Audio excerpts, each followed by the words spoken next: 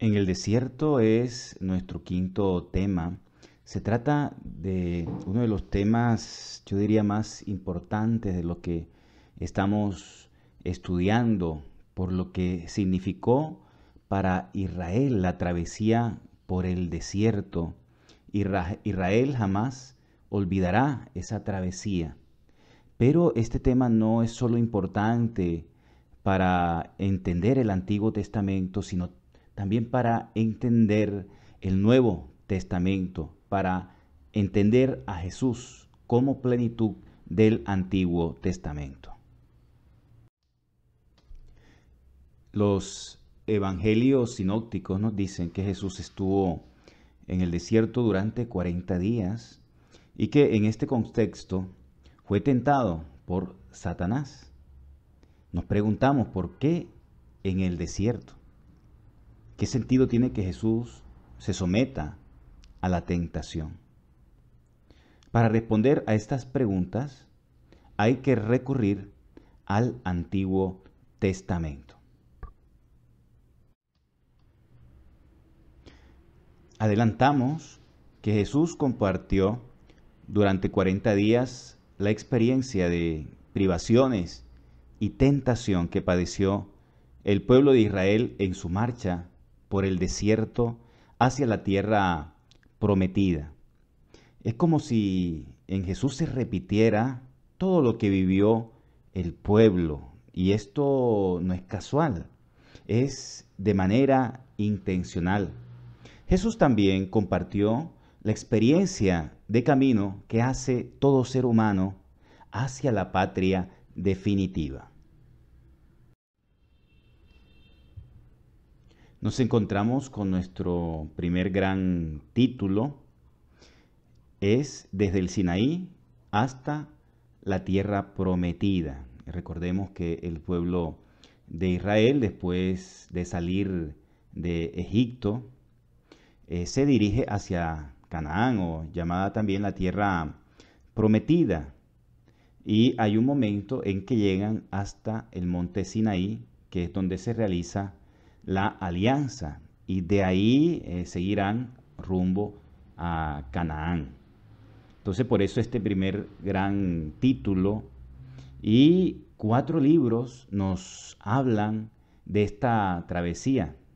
Éxodo, Números, Levítico y Deuteronomio. En esta diapositiva vamos a hablar de lo que dice el libro del Éxodo sobre esa travesía. Entonces, en los capítulos en donde nos habla el libro del Éxodo de esa travesía es Éxodo 19.1 hasta el capítulo 40, versículo 38. Y encontramos lo siguiente. El pueblo de Israel está en el Sinaí, ¿sí? En el monte Sinaí, ahí en la península del Sinaí, una península desértica. Dios hace alianza con su pueblo y le entrega el decálogo, que es lo mismo que decir los 10 mandamientos. Se dictan normas sobre el culto y sobre la construcción del santuario, o llamada también la tienda del encuentro. Aparece el pecado de idolatría con la construcción del becerro de oro. ¿Recuerdan ustedes cuando Moisés baja con las tablas de piedra que contienen los 10 mandamientos? El pueblo ya se había hecho un becerro de oro. Por intercesión de Moisés, el pueblo no sufrió el castigo, se ratificó la alianza y se inició la construcción del santuario. En esta diapositiva vemos 2 imágenes. La primera imagen es Moisés, que está con esas 2 tablas de piedra que contienen los 10 mandamientos. Esos 10 mandamientos serán muy importantes a lo largo de toda la historia de Israel y será también muy importantes para nosotros los cristianos que seguimos guardando esos 10 mandamientos. Pero también es muy interesante la segunda foto, en donde el pueblo de Israel se ha construido un becerro de oro mientras Moisés está en el monte, en su encuentro revelador con Dios. El pueblo de Israel siempre va a tener esa gran tentación. Esos ídolos ofrecían pues seguridad, o eso se creía. Y por eso el pueblo tenía esa tendencia fácilmente a caer en la idolatría. Yo creo que en estos tiempos no estamos tan lejos tampoco de esta realidad, cuando hay también otras formas de idolatría. La seguridad que brinda el dinero lleva a esa idolatría del dinero. Y también en estos tiempos hay mucha gente supersticiosa que recurre, por ejemplo, a la santería, al vudú, u otras formas de brujería, también para experimentar esta seguridad, este querer controlar el futuro, y se pierde la fe en el Dios auténtico, en el Dios creador de cielos y tierra, que es con quien verdaderamente estamos seguros. El libro del Levítico, por su parte, se ocupa de cuestiones relativas al culto en el marco de la marcha por el desierto. Encontramos prescripciones relativas a los sacrificios y a la investidura de Aarón el sacerdote en los capítulos del 1 al 7. O sea, si queremos aprender todo de lo que pues, son los sacrificios en Israel, este es el libro propio para estudiar ese tema. A continuación se describe la ceremonia de investidura del sacerdote. La ceremonia podríamos llamar de ordenación de los sacerdotes judíos. Luego, la presentación de la forma en que se pierde la pureza ritual y la forma de purificarse. Leyendo esto, que está en el capítulo 11 hasta el 16, vamos a entender, por ejemplo, por qué en la época de Jesús una persona quedaba impura si tocaba a un leproso o si tocaba, por ejemplo, a un muerto.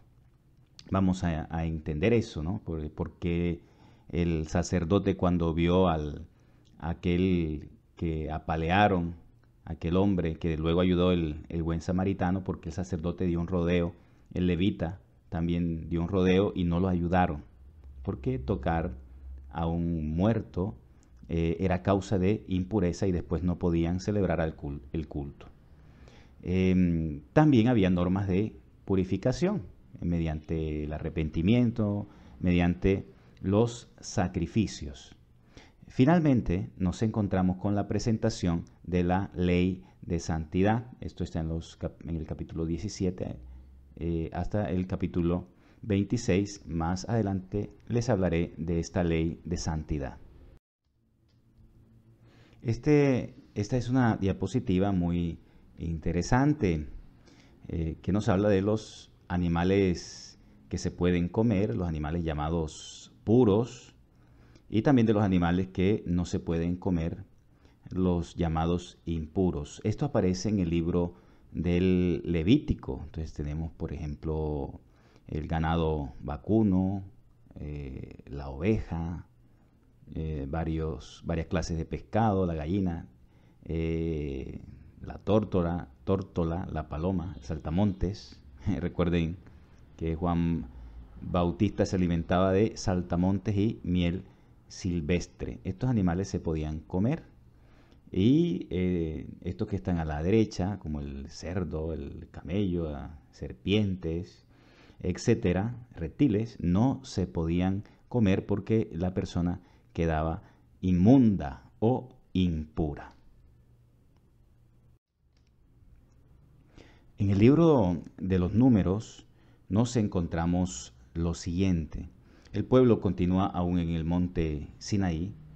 Allí se realiza un censo, se hace un proceso de organización del pueblo y se comienzan los preparativos para iniciar la marcha. Aquí entran en juego las matemáticas y esto ya nos habla de organización, nos habla de plan. dejan el Sinaí, perdón, y se desplazan a Cadés. Eso aparece en el capítulo 10 hasta el capítulo 20. Allí el pueblo se rebela contra el Señor y sufre el castigo divino, pero también la intercesión de Moisés y la misericordia de Dios que perdona una y otra vez. Nos vamos a encontrar en el libro de los Números con esa rebeldía del pueblo, que castiga al pueblo por su rebeldía, pero que también es misericordioso y que escucha mucho a ese gran intercesor que es Moisés. Luego se emprende el camino entre Cadés y Moab. Esto está en el capítulo 20 y capítulo 21. En las estepas de Moab, el pueblo experimenta el castigo también y la misericordia de Dios. Allí se hace un plan de conquista y de reparto de la tierra prometida. A continuación vamos a ver un mapa de cómo fue ese recorrido. Atención a este mapa, que es un mapa muy interesante. A la izquierda tenemos la desembocadura del río Nilo. Hacia la derecha hay como una B, esa es la famosa península del Sinaí, y al norte, la península del Sinaí, tenemos a Canaán, el Mar Muerto, y a la derecha las estepas de Moab. Nos ubicamos en Egipto, en el número 1, concretamente en Ramesés. De ahí sale el pueblo de Israel. En segundo lugar tenemos a Sucot. Después que los hebreos partieron de Sucot, que fue su primer campamento, Yahvé los siguió desde una columna de nube de día y desde una columna de fuego de noche. Éxodo capítulo 13. En tercer lugar nos encontramos con Pi Hahirot, en donde Israel cruzó el Mar Rojo. Éxodo 14, números 33. Luego en el número 4 nos encontramos con Mara, en donde el Señor sanó las aguas de Mara. Éxodo 15. Luego está Elín. Ahí Israel acampó junto a las 12 fuentes de aguas, en Éxodo 15. En sexto lugar, el desierto de Sin. El Señor mandó maná y codornices para alimentar a Israel. En séptimo lugar, Refidín, en donde Israel luchó contra Amalek. Éxodo capítulo 17, número 8, está el monte Sinaí, o también llamado monte Horeb o Jebel Musa, en donde el Señor reveló los 10 mandamientos a Moisés y a través de él al pueblo. Éxodo capítulo 19. En noveno lugar está el desierto de Sinaí, en donde Israel construyó el tabernáculo o la tienda del encuentro. Éxodo capítulo 25 en adelante. En décimo lugar están los campamentos en el desierto. Se llamó a 70 ancianos para ayudar a Moisés en el gobierno del pueblo. 11. Nos encontramos con Esión Heber. Israel atravesó pacíficamente las tierras de Esaú y de Amón. Deuteronomio capítulo 2. En número 12, nos encontramos con Cades Barnea, en donde Moisés envió espías a la tierra prometida. Israel se rebeló y no pudo entrar en la tierra. Cades sirvió de campamento principal para Israel durante muchos años. Eso se encuentra en Números capítulo 13 en adelante, también en Deuteronomio capítulo 2. Décimo tercer lugar nos encontramos con el desierto oriental. Israel evitó entrar en conflicto con Edom y Moab. Números capítulo 20 en adelante. Décimo 14 lugar está el río Arnón, en donde Israel destruyó a los amorreos que lucharon contra el Deuteronomio capítulo 2. Y nos encontramos ahora con un lugar muy importante. En el número 15 está el monte Nebo, donde Moisés contempló la tierra prometida. Esto es la Transjordania, está del otro lado del Jordán. Y ahí también en el monte Nebo pronunció sus 3 últimos discursos. Esto lo encontramos en Deuteronomio capítulo del 1 al 32 y en Deuteronomio 34. En el número 16 nos encontramos con las llanuras de Moab, en donde Yahvé dijo a Israel que dividiera la tierra y echara o conquistara concretamente la tierra de Canaán. Esto está en Números capítulo 33 en adelante. Y nos encontramos con el gran río Jordán en el número 17, en donde el pueblo cruzó este río sobre tierra seca, según el relato, de manera milagrosa. Cerca de Gilgal se colocaron piedras del lecho del río Jordán en conmemoración de la división de sus aguas. Lo encontramos en Josué capítulo 3. Y nos encontramos ya finalmente en el número 18 con la ciudad de Jericó. Los hijos de Israel tomaron la ciudad y la destruyeron. Josué capítulo 6. Nos suena mucho, por supuesto, la caída de las murallas de Jericó. En Josué 6 entonces se nos cuenta este relato. Siguiendo con nuestros libros del Pentateuco en referencia a ese cruce del desierto, nos encontramos con el libro del Deuteronomio. En las estepas de Moab se encuentra enmarcado todo este libro. Ahí, en esas estepas de Moab, se presentan 3 grandes discursos atribuidos a Moisés. Están precedidos de una breve introducción histórica y un largo epílogo o conclusión. El pueblo avanza hasta divisar la tierra prometida, pero Moisés muere sin entrar en ella. Con este libro se concluye el Pentateuco. Esta imagen es muy interesante. Se presenta a Moisés divisando la tierra prometida en el monte Nebo. Ustedes ven ahí que se ve el río Jordán, esa como estela azul. Se ve también una gran región muy verde y al fondo se observa ya una geografía un poco más seca, más árida. Esto es muy interesante porque uno podía decir cómo Moisés pensó que esa era la tierra prometida, la tierra de Canaán. Si ahí al frente lo que queda es el desierto de Judea. Pero hay algo interesante y es que también está Jericó. O sea, ahí desde el monte Nebo se divisa también Jericó. Y Jericó resulta que es un oasis en medio del desierto y la vegetación es exuberante. Así que esa es la situación. Moisés mira a Canaán, la tierra prometida, pero no entra en ella porque muere. Segundo capítulo, las tradiciones de Israel en el desierto. Este tema no es tan relevante y busca dar respuestas que surgen de un estudio exhaustivo de los textos, como por ejemplo, ¿fue solo un grupo de peregrinos los que salieron de Egipto a la tierra prometida o eran más? Otra pregunta, ¿el número 40 era un número literal?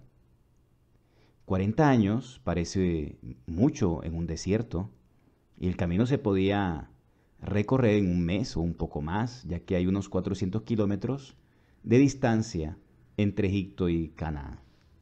A la primera pregunta parece razonable responder que por lo menos a Canaán entraron 2 grupos, uno por el sur de Canaán entrando por Cadés, ruta del libro de los jueces, y otro por el noreste, por Moab, entrando por la Transjordania.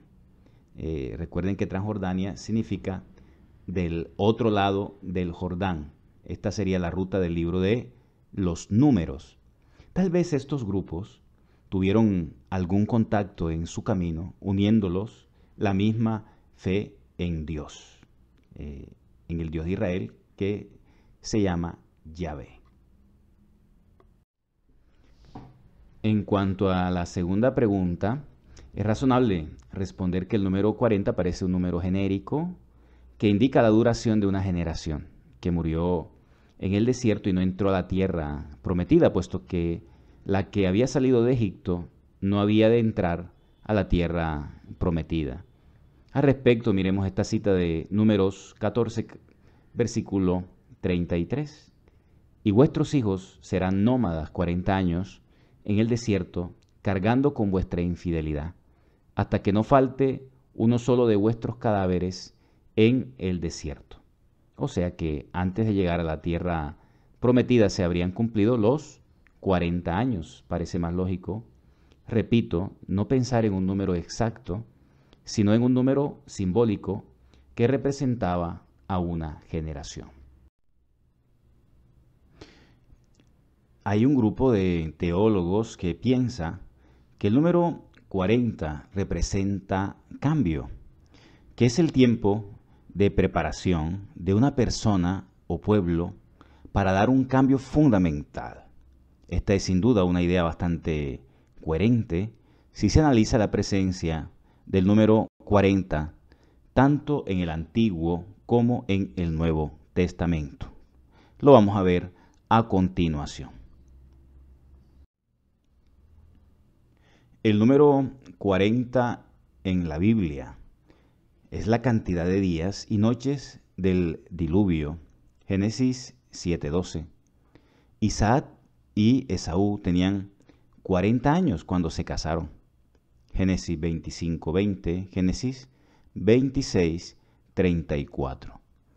El Éxodo duró 40 años. Moisés estuvo 40 días y 40 noches en el monte Sinaí. Deuteronomio capítulo 9, versículos del 9 al 11. Los espías de Israel exploraron la tierra prometida por 40 días. Números 13:25. Goliat retó a los israelitas por 40 días antes de que David lo venciera. Primera Samuel, capítulo 17, versículo 16. David reinó por 40 años, Primera de Reyes 2:11, al igual que Saúl. Hechos 13:21, y su hijo Salomón, Primera de Reyes 11:42. El profeta Elías pasó 40 días en ayunas en el desierto hasta encontrarse con Dios en el monte Horeb. Primera de Reyes 19:8. Jonás anunció que Nínive sería destruida a los 40 días. Jonás 3:4. Jesús fue presentado en el templo a los 40 días de su nacimiento. Levíticos 12. Jesús fue al desierto después de su bautismo por 40 días y noches para ser tentado por el demonio. Mateo 4:2. Tras su crucifixión, el tiempo en el que se apareció a sus discípulos fue precisamente de 40 días. Hechos 1:3. En el tercer capítulo tenemos el siguiente título: Dios en medio de su pueblo.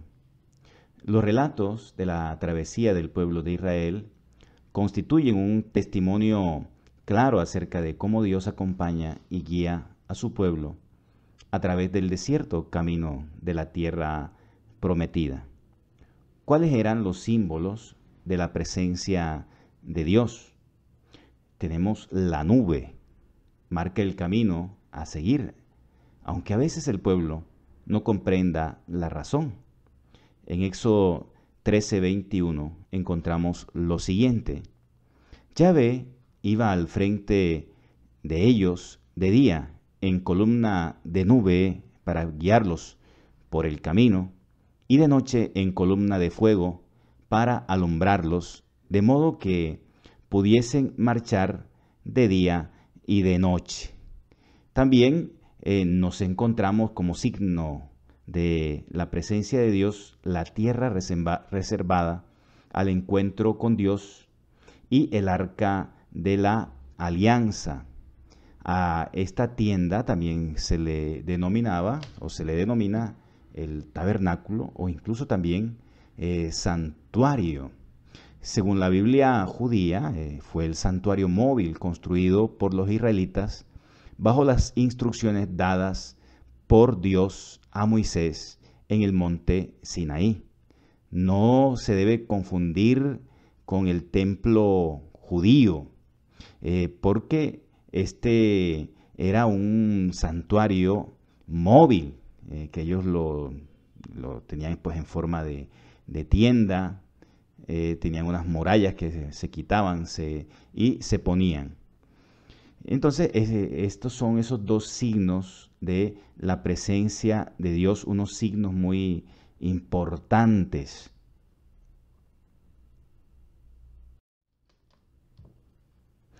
Ahora nos encontramos con esta diapositiva que es muy interesante. Los invito a estar atentos a los detalles. Vemos en el centro de esta imagen propiamente el llamado santuario.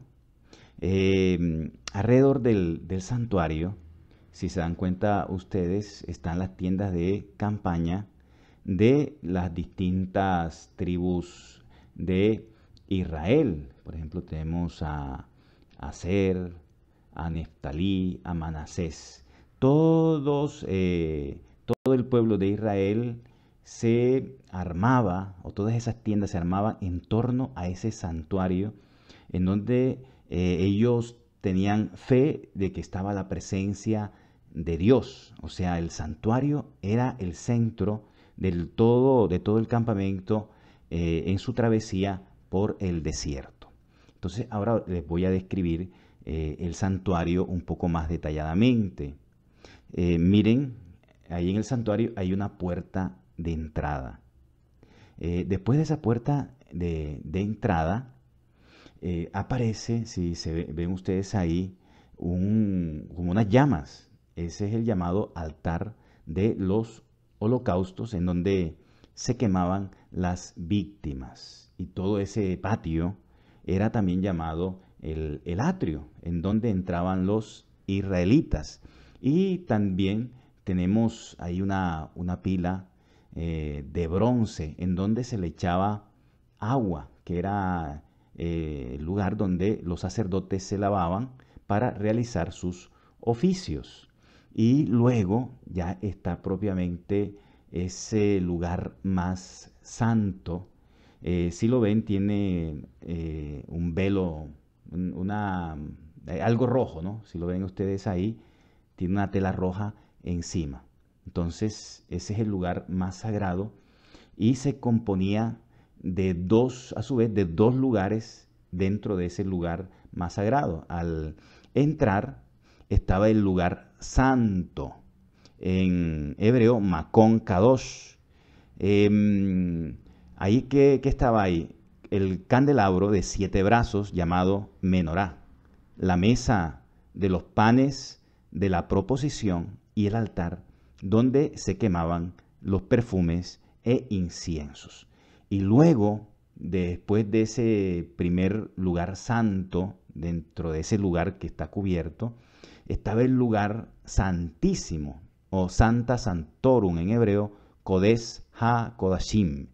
Era donde se preservaba el arca de la alianza. Ahí estaba el arca de la alianza, que contenía también las reliquias del Éxodo, es decir, las tablas de la ley y la vara de Aarón. Y también se tenía el maná.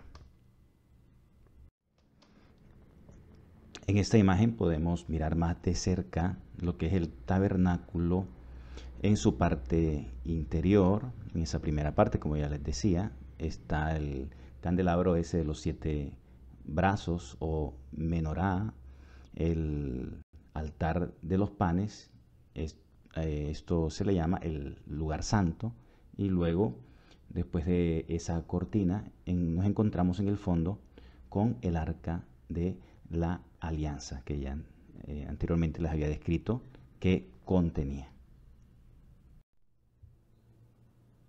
Continuamos diciendo que a lo largo del camino Dios exige docilidad a su plan, pero el pueblo se mostrará rebelde recurrentemente. No obstante, Dios mostrará misericordia con su pueblo y llevará adelante su plan. Esta rebeldía del pueblo es ocasión para que Dios manifieste su gloria y su santidad, no solo mediante el castigo, sino sobre todo por las gracias que les otorga. El agua de la roca, las codornices, el maná, el envío del Espíritu a los 70 ancianos que iban a ayudar a Moisés, la serpiente de bronce que sana de la mordedura de serpientes venenosas. De este modo, Dios va purificando a su pueblo a través de diferentes pruebas. Esta es una diapositiva para contemplar. Miremos a Moisés golpeando la roca, a esas codornices, esos animales hermosos que sirvieron de alimento al pueblo judío, ese maná llevado por ese niño y la serpiente de bronce colocada por Moisés. Contemplemos esta diapositiva.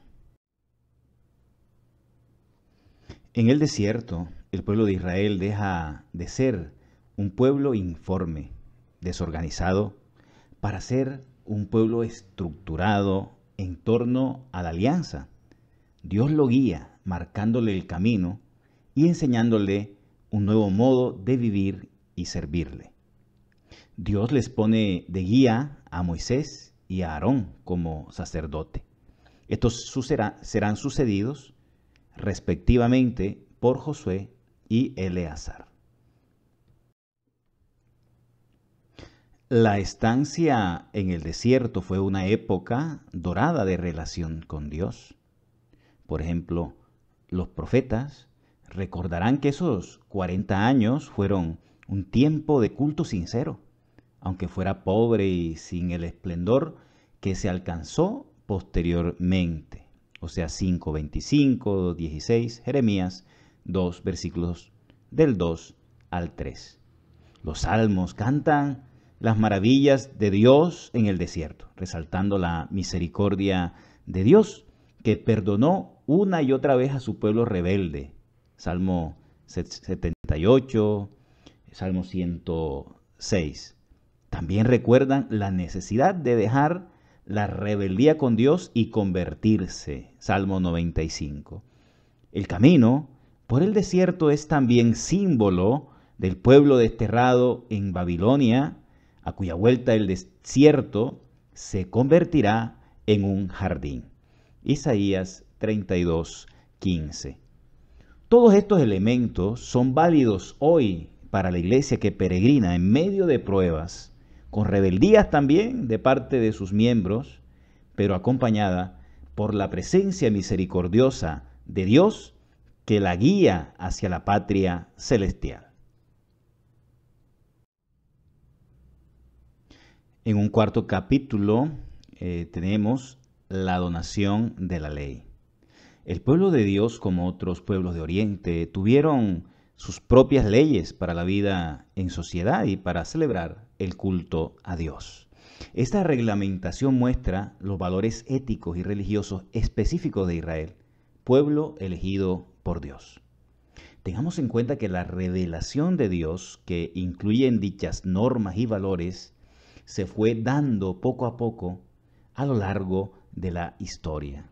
Esta legislación judía la podemos encontrar en 4 reglamentos o códigos: el decálogo o 10 mandamientos, el código de la alianza, código deuteronómico y la ley de santidad.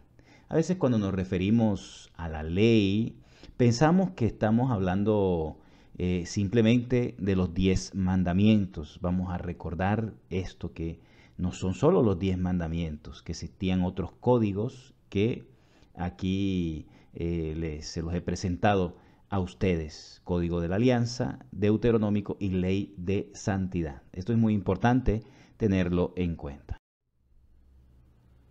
Digamos algo en primer lugar sobre los 10 mandamientos.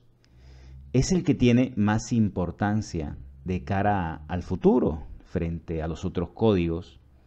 Lo encontramos en dos ocasiones, una en Éxodo 34, versículos del 15 al 28, y el otro en Deuteronomio 5, versículos del 7 al 21. Trata sobre los temas más decisivos de la vida del hombre, sobre su relación con Dios, adoración al único Dios Yahvé, respeto por su nombre, consagración del día santo, sobre su relación con el hombre, respeto de la vida, bienes y honra del otro, respeto de la sexualidad humana. En la esencia de los 10 mandamientos se encuentran valores universales que están presentes en las legislaciones de otras culturas. Los 10 mandamientos bíblicos. Aquí podemos mirar cómo aparecen estos 10 mandamientos en la Sagrada Escritura. Por ejemplo, el primero dice: yo, el Señor, soy tu Dios, que te he sacado del país de Egipto, de la casa de servidumbre. No habrá para ti otros dioses delante de mí. No te harás escultura, ni imagen, ni alguna, ni de lo que hay arriba en los cielos, ni de lo que hay abajo en la tierra. No te postrarás ante ellas, ni les darás culto. En el caso del segundo, no tomarás en falso el nombre del Señor tu Dios. En el tercero, recuerda el día sábado para santificarlo. 6 días trabajarás y harás todos tus trabajos, pero el día séptimo es día de descanso para el Señor. También el mandamiento de honrar a padre y madre aparece así: honra a tu padre y a tu madre, para que se prolonguen tus días sobre la tierra que el Señor tu Dios te va a dar. Si ven ustedes, pues aparecen un tanto diferentes a la forma conocida, porque lógicamente que tal como nos han enseñado los 10 mandamientos es un resumen, es una síntesis, quizá también pues con fines de poder aprendérselos fácilmente.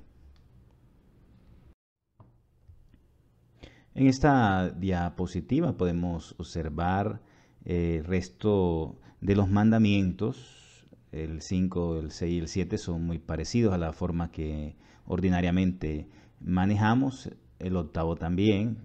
El noveno es un tanto diferente: no codiciarás la casa de tu prójimo, ni codiciarás la mujer de tu prójimo. Y el 10, no codiciarás nada que sea de tu prójimo, no desearás su casa, su campo, su siervo, su sierva, etc. Más adelante, pues lógicamente, cuando se hace un estudio de estos mandamientos y se miran cristianamente, pues se sintetizan y se presenta una visión más cristiana de ellos. Ahora tenemos los 10 mandamientos tal como los conocemos nosotros, y les he puesto de título pues versión sintética, catequética y cristiana. El primer mandamiento es: amarás a Dios sobre todas las cosas. El mandamiento bíblico habla de no te harás imagen ni escultura alguna, no tendrás otros dioses delante de mí. La iglesia lo reduce a que Dios está por encima de todo y debemos amarlo por encima de todo. Está en el primer lugar. No se pone, por ejemplo, lo de la prohibición de imágenes. Pues en la iglesia hay también muchas imágenes. Lógicamente que esas imágenes no son para adorar. También el pueblo judío, ya saben ustedes que tuvo el templo de Salomón, por ejemplo, ciertas imágenes. Aparece la serpiente de bronce, los dos ángeles que estaban encima del arca de la alianza. Se entiende que no es una prohibición de imágenes en general, sino de imágenes idolátricas. En el tercer mandamiento, santificarás las fiestas. El mandamiento del Antiguo Testamento judío dice que guardarás el día sábado. No se pone aquí guardar el día sábado porque los cristianos no guardan el sábado. Desde los primeros tiempos no guardaron el sábado. Si iban a una sinagoga judía, en el caso de Pablo, era para predicar a Jesucristo. Los cristianos desde el principio han guardado el día domingo. Era el día de reunión claramente. Y por eso pues simplemente se pone santificarás las fiestas. En el caso del cuarto mandamiento, honrarás a tu padre y a tu madre. Es muy interesante el mandamiento tal como aparece en la Biblia porque hace una promesa de bendición, de larga vida por honrar al papá y a la mamá. De resto, los mandamientos son más o menos semejantes a los bíblicos. Ahora tenemos el código de la alianza y lo podemos encontrar en Éxodo capítulo 20, versículo 22 hasta el capítulo 3, versículo 19. Se nota que es de las legislaciones más antiguas, puesto que refleja la situación de una sociedad rural que vive más de la cría de ganado que de la agricultura. En este código, la familia tiene una importancia fundamental. En él encontramos una íntima compenetración entre lo profano, o sea, lo civil, y lo sagrado, lo religioso.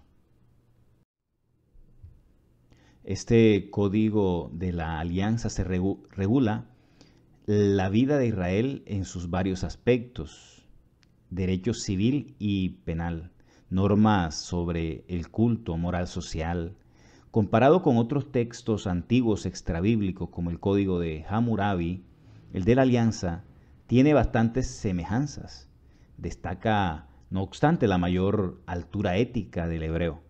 Ambos intentan poner las bases de la convivencia y del orden social de sus pueblos, pero en el Código de la Alianza este orden se construye sobre los derechos intangibles de la persona, mientras que en el mesopotámico la persona no tiene un relieve paralelo.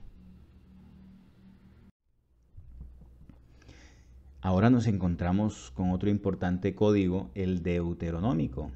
Se le denomina así porque se encuentra en el libro del Deuteronomio. Deuteronomio capítulo 12, versículo 1 hasta el capítulo 26, versículo 10. Relabora algunas normas primitivas e incluye otras nuevas. Presenta un conjunto de normas adecuado para vivir la fe de Israel en una sociedad sedentarizada y establecida en tierra de cultivo. Presta atención a aspectos humanitarios de la vida corriente y especial a la protección de los débiles. Se refiere con más insistencia a los derechos de Dios, unidad del pueblo y del culto para consagrarse y honrar al único Dios que da la tierra y los bienes. ¿Qué contiene el código deuteronómico? Normas sobre observancias religiosas, normas de derecho penal, sobre el matrimonio, sobre la protección de los débiles e indefensos y leyes rituales. Este código es puesto en boca de Moisés, pero por sus aspectos de redacción y de contenido parece haber sido compilado hacia el siglo VII. Su contenido es más amplio que el Código de la Alianza y supone unas condiciones de vida nacional mucho más evolucionadas socialmente. Desde el punto de vista ético es también más humano. Tiende a salvaguardar la comunidad nacional y refleja por lo mismo un momento histórico en el que está en peligro. Reacciona con fuerza sobre todo frente a los pueblos extranjeros. Ahora nos encontramos con la ley de la santidad. Está en el libro de Levítico, capítulo 17, versículo 1, y va hasta el capítulo 26, versículo 46. Fue comenzada a componer antes del destierro de Babilonia y culminada por los sacerdotes de Israel en dicho destierro. Está orientada a aspectos del culto a Dios. Muestra a Dios como un ser trascendente a las realidades profanas, o sea, las realidades mundanas. Muestra el culto como una manera de acceder a lo divino.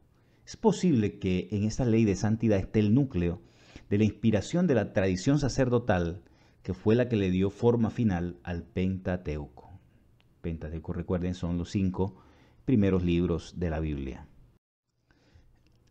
La ley de la santidad es un código probablemente compilado en las últimas épocas de la monarquía, de carácter ritual de una parte y estrictamente moral de otra.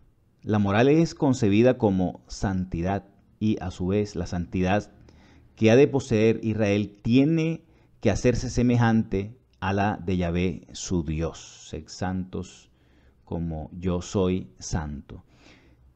De esta forma, la ética del Antiguo Testamento se orienta decididamente hacia una moral del corazón que excluye todo legalismo y formalismo, hacia el cual no obstante derivará de manera constante la práctica ético-religiosa de Israel. Por ejemplo, la mujer adúltera del Nuevo Testamento. Entramos ahora al 5º capítulo. La iglesia, pueblo de Dios en camino. Es ya el final de estas presentaciones. La tradición de la iglesia guiada por el Nuevo Testamento, cuando analiza la marcha por el desierto, ve numerosos simbolismos referidos a Jesús y a la iglesia. Los santos evangelios muestran que en Jesús se hacen presentes o se actualizan las realidades del desierto. Y tenemos 2 ejemplos. El primero, el hecho de que Jesús fue concebido en el vientre de María, se da por una acción que es comparable con la presencia de la nube en el desierto. Asimismo, la vida de Cristo en medio de los hombres es semejante a la presencia de la tienda del encuentro con Dios en medio del campamento del pueblo de Israel. Aquí tenemos ahora 2 imágenes que ilustran 2 citas bíblicas, las mencionadas en la anterior diapositiva. Tenemos la siguiente: el Espíritu Santo vendrá sobre ti y la fuerza del Altísimo te cubrirá con su sombra. Así como Israel disfrutaba de la sombra que era presencia de Dios y guía, también María será cubierta con la sombra del Altísimo. O sea, sin duda este acontecimiento y lo vivido por el pueblo de Israel en el desierto están relacionados. Y miremos también esta otra: el Verbo se hizo carne y puso su morada entre nosotros. Recordemos que el arca de la alianza era signo también de la presencia de Dios en medio de su pueblo. Ahora podríamos decir, hay una nueva arca, ¿no? Y hay una nueva presencia del Señor, de Dios en medio de su pueblo, que es Jesucristo encarnado. Jesús y el desierto. Así como Israel pasó por un desierto, también Jesús estuvo en un desierto. Jesucristo fue llevado por el Espíritu al desierto, donde experimentó la prueba. Tuvo hambre como Israel y también experimentó la tentación. Israel también tuvo la tentación de la rebeldía a Dios, pero a diferencia del pueblo elegido, obtuvo la victoria ante Satanás. Jesús realizó prodigios similares a los que Dios había hecho en el desierto.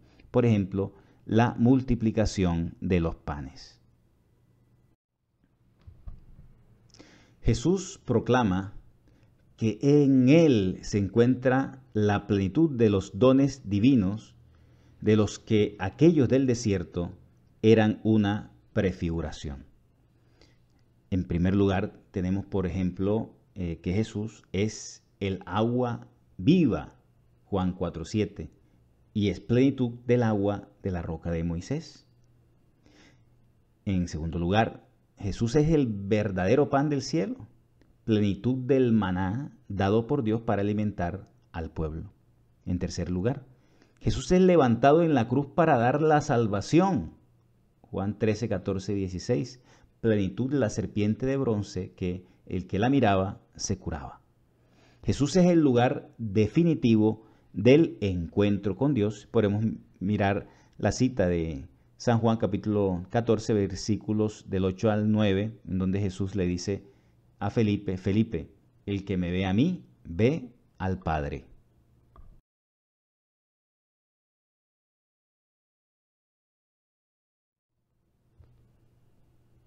Vivir unidos a Jesús mientras peregrinamos en este mundo es avanzar con seguridad hacia el encuentro definitivo con Dios. La iglesia y el desierto. La iglesia avanza en su caminar histórico en medio de pruebas, tal como Israel en el desierto, pero puede tener la convicción de que Dios la acompaña y protege. Apocalipsis 12, versículos 6 y 14. Recomiendo que se lea al respecto como lectura complementaria en el Concilio Vaticano II, la Lumen Gentium número 9. Nuestro modelo es Jesús. Para Israel, la marcha por el desierto no es solo recuerdo del pasado, es ante todo el modelo de toda su historia. Para nosotros los cristianos, el modelo es Jesucristo, pues en Él ha llegado a plenitud lo vivido en el desierto por el pueblo de Dios. En Él se han cumplido las promesas del Antiguo Testamento.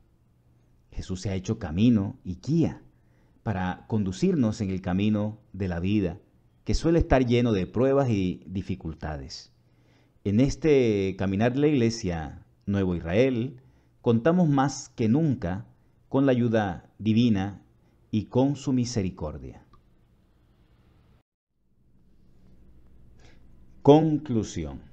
La Iglesia y por tanto cada uno de nosotros iluminados por la experiencia del desierto está animada a avanzar al ritmo que Dios quiere.